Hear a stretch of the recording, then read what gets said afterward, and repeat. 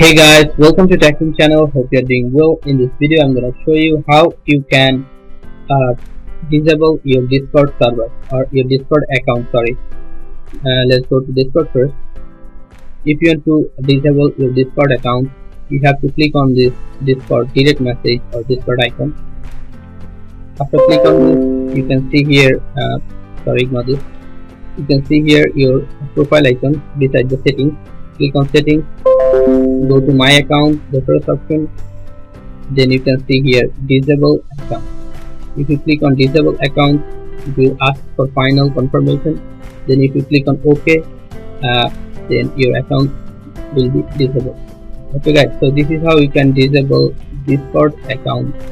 So guys, if you find this video helpful, then please give a thumbs up and don't forget to subscribe the channel. Thank you so much for watching the video.